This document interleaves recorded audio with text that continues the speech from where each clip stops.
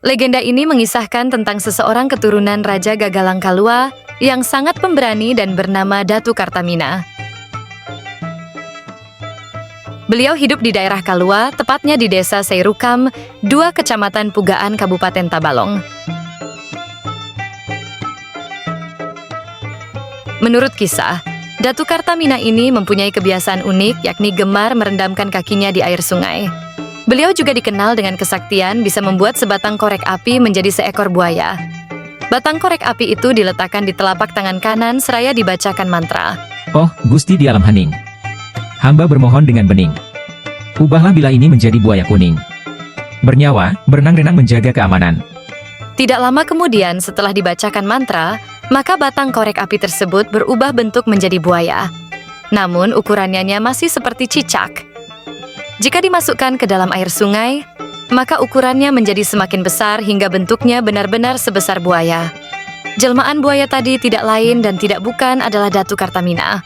Saat menjadi buaya kuning, beliau berdiam di dasar sungai, dan ada kalanya beliau naik ke permukaan air dengan periode yang tidak menentu. Seorang penduduk desa Kelua pergi ke sungai dan sempat melihat buaya kuning itu naik ke permukaan air, sambil berkata dengan logat khas bahasa Kelua. Umeai. Napanya nginto ganal bingit. Kaya pohon hanau, maka memberi takutan heh. Takutannya ai, aku buka hulu nah.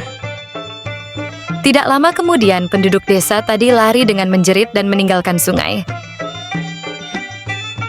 Ketika buaya kuning tersebut hendak berubah wujud menjadi manusia, maka air sungai akan beriak-riak dan mengeluarkan buih yang sangat banyak. Selang beberapa saat buaya kuning akan muncul dan naik ke daratan. Lambat laun, wujud buaya kuning akan berganti menjadi layaknya seperti manusia. Lambat laun waktu berjalan, akhirnya masyarakat mengetahui bahwa buaya kuning yang sering muncul ke permukaan sungai Kelua itu adalah jelmaan Datu Kartamina. Kesaktian yang dimiliki oleh Datu Kartamina itu membuat orang-orang takjub dan terpukau.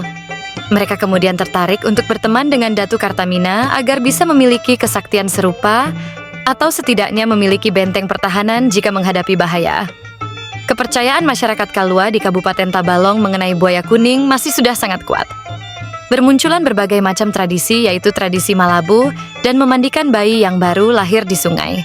Hal itu dimaksudkan agar sang bayi tidak rewel dan tidak mudah sakit. Dalam bahasa Banjar disebut penggaringan masyarakat desa Kalua juga memiliki kepercayaan tersendiri mengenai air sungai.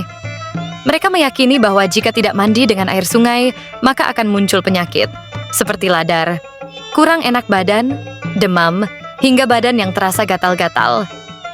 Kepercayaan lainnya adalah melarang anak-anak untuk mandi jika banyu baah, air pasang. Hal ini berkaitan dengan kepercayaan bahwa banyu baah menjadi salah satu pertanda bahwa Datu Kartamina akan naik ke daratan dan berubah wujud menjadi manusia. Legenda Datu Buaya Kuning sangat melekat oleh masyarakat Kelua. Setelah beliau meninggal, terdapat makam yang dikenal dengan Kubah Datu Abi. Sampai sekarang ramai dikunjungi orang.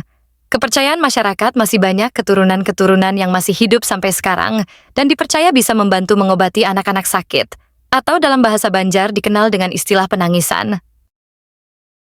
Sebujurnya hendak ku sampaikan.